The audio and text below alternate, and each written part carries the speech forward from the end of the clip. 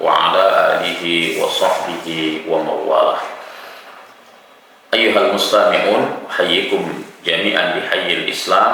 Assalamualaikum warahmatullahi wabarakatuh. Para pendengar yang dimuliakan Allah Subhanahu wa taala, alhamdulillah wa syukurillah, puji syukur kita kehadirat Allah Subhanahu wa taala atas nikmat yang masih dan terus diberikannya kepada kita. Salawat dan salam kepada junjungan kita, panutan kita, idola kita, Nabi Muhammad sallallahu alaihi wasallam. Allahumma shalli wa sallim wa barik alaihi. Para pendengar yang dirahmati Allah, salah satu proyek besar yang saat ini sedang dan digagas oleh Persyarikatan Muhammadiyah adalah proyek yang bernama KHGT atau Kalender Hijriah Global Tunggal. Pemikiran kalender global ini telah diawali atau telah dimulai atau persisnya telah dikaji dalam waktu yang cukup lama. Telah dikaji hampir 1 dasawarsa lebih. Artinya pengkajian mendalam, penelusuran literatur, pembacaan fenomena, urgensi dan seterusnya. Sekali lagi ini sudah dikaji, sudah ditelaah secara mendalam oleh Muhammadiyah dalam beberapa waktu belakangan ini.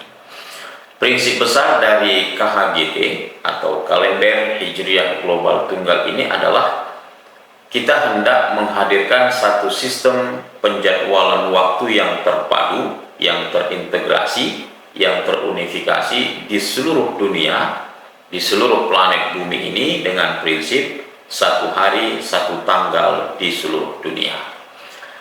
Jadi jika seandainya kita sepakat misalnya menyatakan hari ini sebagai tanggal 1 Ramadan misalnya, maka 1 Ramadan itu akan berlaku dan terjadi di seluruh dunia tanpa ada perbedaan. Tidak ada umat Islam di belahan bumi ini yang menyatakan bahwa hari ini adalah tanggal 2, tanggal yang lain. Jadi ini adalah prinsip dari kalender Hijriah Global Tunggal.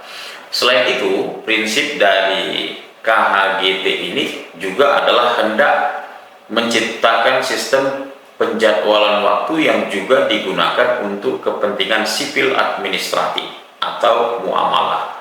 Jadi kegiatan-kegiatan sosial, kegiatan-kegiatan administratif di perkantoran, perusahaan, demikian lagi terutama adalah di lembaga pendidikan, di sekolah, di perguruan tinggi dan seterusnya, juga adalah dengan menerapkan dan menggunakan kalender Islam atau kalender Hijriah Global Tunggal. Artinya penggunaan secara sipil administratif dan ibadah ini berangkat dan beranjak diantaranya dari filosofi atau pesan besar dari ayat Al-Quran yang menegaskan bahwa al-ahillah itu digunakan untuk kepentingan manusia dan juga untuk kepentingan ibadah. Allah berfirman, yas'alunaka 'anil ahillah qul hiya mawaqitu lin-nasi wal hajj. Jadi pertanyaan atau jawaban al-ahillah itu adalah digunakan untuk kepentingan manusia, artinya kepentingan sehari-harinya, kepentingan kegiatan yang kesehariannya dalam berbagai bidang, dan juga untuk kepentingan ibadah haji yang dalam hal ini ibadah haji ini ibaratnya mewakili seluruh ibadah-ibadah di dalam Islam. Karena itulah dalam hal ini KHGT atau kalender Hijriah Global Tunggal ini memiliki arti penting, memiliki urgensi yang besar dalam Islam, yang diantaranya adalah untuk meneguhkan keagungan dan keunggulan dari peradaban Islam itu sendiri. Pemirsa, pendengar yang dirahmati dan dimuliakan Allah Subhanahu wa taala, setidaknya ada 3 alasan besar mengapa KHGT ini dihadirkan atau dimunculkan oleh Muhammadiyah. Yang pertama adalah kita tahu bahwa peradaban Islam atau usia agama Islam yang kita anut hari ini itu sudah berusia 14 abad lebih. 1445 tahun dan sekian bulan. Sampai detik ini, sampai hari ini, kita belum memiliki satu sistem penjadwalan waktu yang bersifat terpadu, yang bersifat global, internasional, dan seterusnya. Masing-masing negara itu menetapkan dengan cara dan metodenya masing-masing, yang ada kalanya berbeda antara satu negara dengan negara yang lain. Bahkan parahnya lagi, dalam satu negara kerap terjadi dan selalu terjadi perbedaan. Tentu ini adalah satu kemirisan, satu keprihatinan di tengah kemajuan sains dan teknologi, di tengah kita tahu bahwa Al-Quran begitu menekankan arti penting pengorganisasian waktu, manajemen waktu, dan seterusnya. Yang kita tahu bahwa Al-Quran menegaskan orang atau umat Islam yang tidak mampu memanage waktunya dengan baik, maka dia adalah orang yang rugi. Inilah dia filosofi atau pesan dari ayat atau surat Al-Asr ayat 1 sampai 3 tersebut. Sehingga dengan alasan ini menjadi jalan, menjadi alasan kuat bahwa kita atau Muhammadiyah harus menghadirkan kalender yang bersifat global.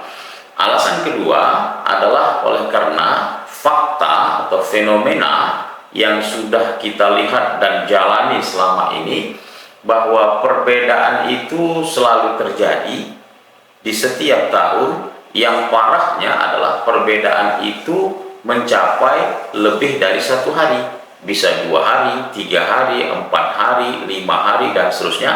Tentu ini adalah pemandangan yang tidak ideal. Bagaimana mungkin Islam disebut dengan sebagai agama yang rahmatan lil alamin, sebagai ummah wahidah, jika dalam sistem waktunya masih terjadi perbedaan yang mencapai sekian hari? Tentu ini adalah sesuatu yang tidak ideal. Lalu yang ketiga, yang terakhir adalah alasan dan perbandingan atau analogi kita dengan penanggalan Masehi atau kalender Masehi. Kalender Masehi kita tahu, kalender ini sudah digunakan dalam waktu yang cukup lama.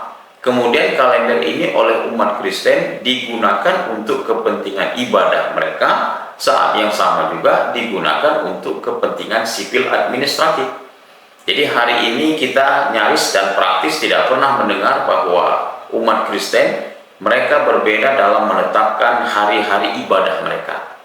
Jadi antara satu tempat dengan tempat yang lain, antara satu gereja dengan gereja yang lain, kita tidak pernah mendengar terjadi perbedaan. Saat yang sama, kalender ini juga digunakan untuk kegiatan sipil administratif secara bersamaan yang juga kita gunakan. Jadi pertanyaan retoriknya adalah pertanyaan yang tidak perlu dijawab, tapi perlu dicarikan solusinya.